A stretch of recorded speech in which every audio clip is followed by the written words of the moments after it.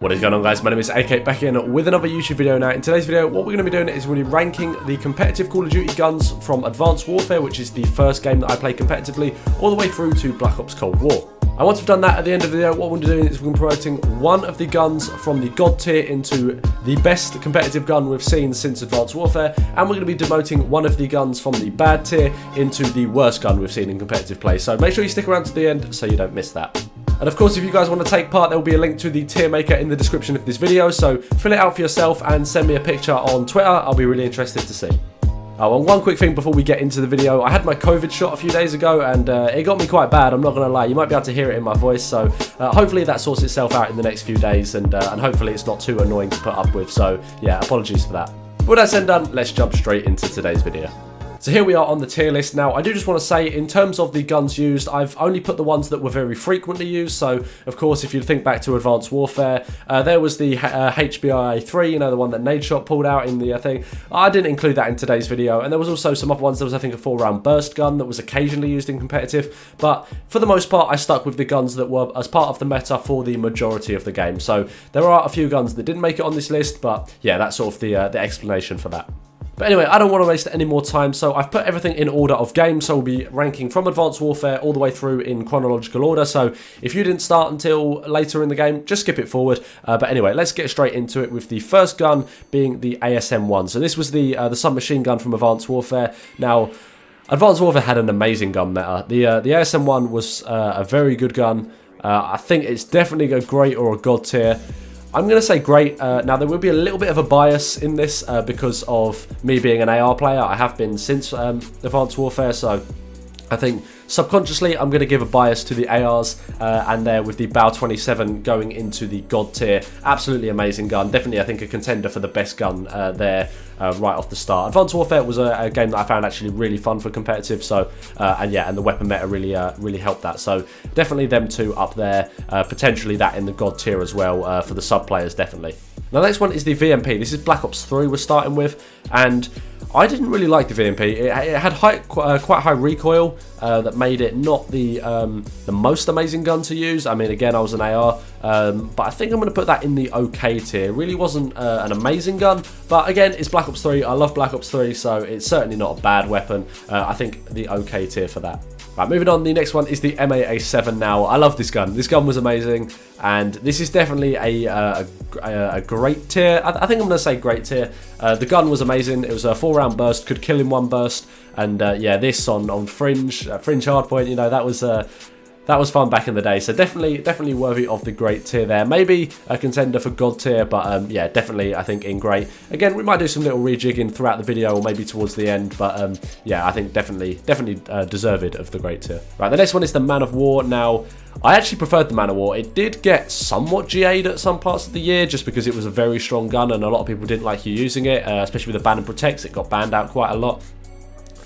I'm potentially going to say God tier. I actually really enjoyed the Man of War, probably my favourite gun actually to use in Black Ops 3, and that's saying something because I played that game a lot. I got to the sort of the high prestige masters on multiplayer. I used to love that game, so yeah, I think the Man of War definitely deserved of the God tier, and again, a contender for the best gun that we've seen.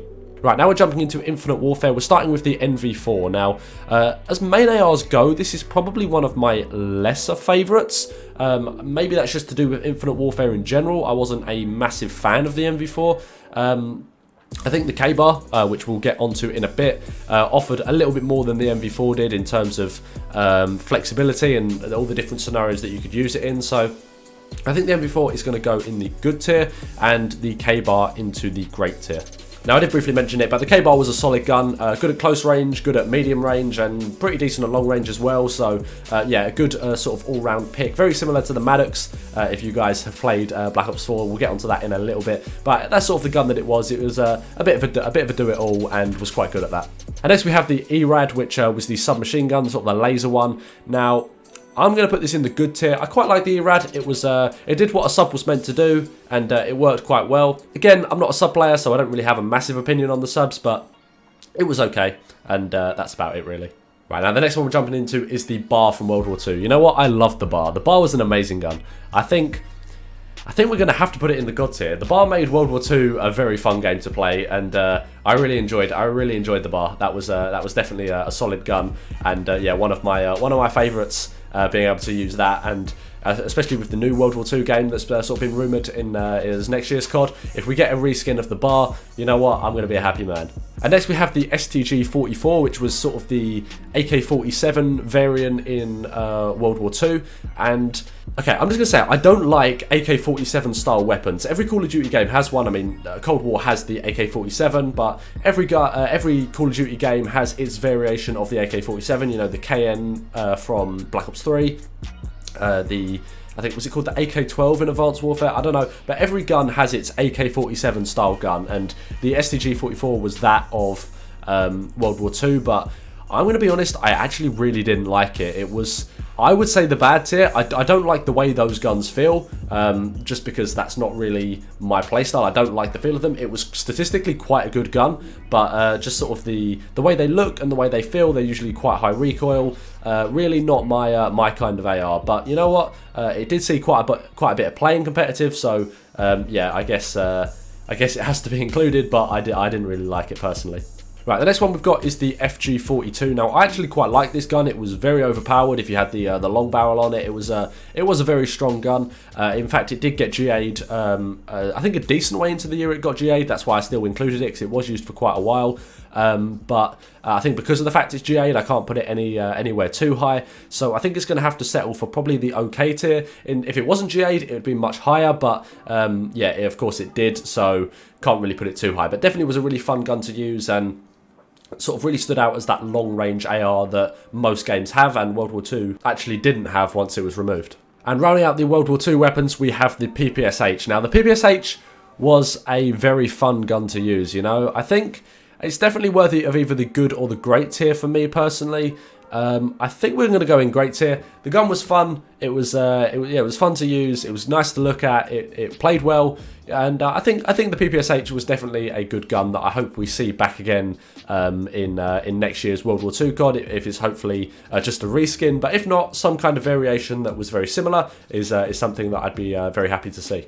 Right, next we have the ICR. Now, the ICR was a decent gun. I'm not going to say it was amazing. I think good tier for me personally. With the double grip was a very strong choice there. Not the most fun to use. It was quite slow, quite sluggish, like most of the sort of the main ARs are. But yeah, not too bad. I think the good tier is probably where that belongs, because of course we are making way for our next God tier gun, which was the Maddox. The Maddox was an amazing gun. That was probably my most favourite gun to use in Black Ops 4. Even though it was a main AR for most of the year, I did really stick to the ICR. Picking up the Maddox always was fun. The Maddox was an amazing gun, and very versatile, and definitely something that I want to see returned in a Call of Duty game sometime in the future, either a reskin or just a straight copy and paste, put it in. I love the Maddox. That was a very fun gun, and definitely deserved of the God tier. And rounding out Black Ops 4, we have the SORG. Now, the SORG was quite good. I didn't really use it too much. Again, I'm an AR player, so I didn't really use too much of the SORG. I'm going to put it in okay. I feel the gun could melt. Like, don't get me wrong, if you hit your shots, the gun could melt, but I felt, certainly for me, it was quite inconsistent. Again, I didn't really play with it too much, being an AR, but definitely not one of my favourites. And I think when comparing it to the Maddox, certainly I never felt like I was getting outgunned by the SORG, and the few times I picked it up, and I did play a little bit with it, and never really found too much success with it. Maybe that's just me being bad with it, but let me know what you guys think. But personally, I'm going to put it in the okay tier. Right, next we're moving on to Modern Warfare 2019. Now, I'm just going to say, I'm not going to put any of these guns higher than okay. I hated the gameplay this year, or that year, sorry, it's Cold War now, but I didn't like the gameplay on Modern Warfare 2019, and the gun certainly didn't help.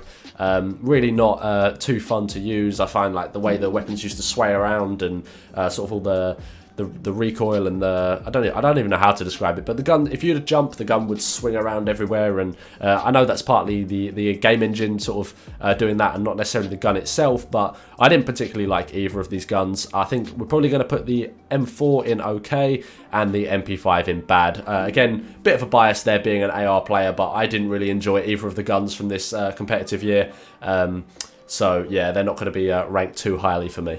And last but not least, we have the weapons from Cold War. We have the AK-74U here, which I think we're going to put in the good tier. I think that sort of fits in quite nicely in there. It is a good sort of long-range option as an SMG. I know it's got good range and it's got good damage. Overall, quite good. Not overpowered, not underpowered. Fits in actually quite well in competitive play. Not really a standout, really fun gun to use, but just about good. And then lastly, we have the Krig that I think also is going to sit there in the good tier. Now, I actually quite enjoyed the gameplay with the XM4. I know that got GA'd out at the start of the year. I found that quite a fun gun to use. The Krig, not as fun, still not bad. It's a decent choice, but I think we're going to have to leave that in the good tier as well. It's not something that I find really fun to play. I don't sort of think about playing and thinking, oh yeah, got to get on and use my Krig, whereas when the Man of War and the Bow are out, that's all I used to do, is sit at home. I used to just be thinking about the guns, thinking about coming home and playing the game, but the Krig certainly doesn't really have that for me. But then again, it's not a bad gun. It's not something that I think, oh, why am I using this this piece of trash again every day? So I think the good tier is probably about right for it. But now is the time to promote one of them into the best and one of them into the worst. Now I think we're going to start with the worst, being that we only have 2 options to choose from. And I didn't like the STG, I'm not going to lie, I didn't like it, but I think the Modern Warfare MP5, just because it came from such an awful game, is going to have to be demoted there into the worst gun of all time. Really wasn't one that I enjoyed using, the little bit that I did use it, because to be fair, I wasn't too consistent in the Modern Warfare season, so I think we're going to have to put that as the worst.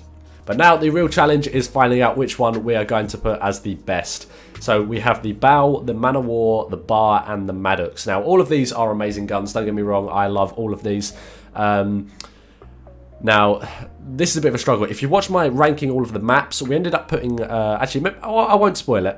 But what I'll say is that the map that I chose as the best was heavily influenced by the game itself and which game I enjoyed the most. And that was actually Black Ops 3. Maybe you can think of the map now. Maybe just have a guess and click the link in the top corner. I'll add one and check if you were right, if you haven't seen it already. It was a Black Ops 3 map. But do I let the same bias happen with the weapon selection? Do I put the Man of War in the best tier? You know what? I don't think I am.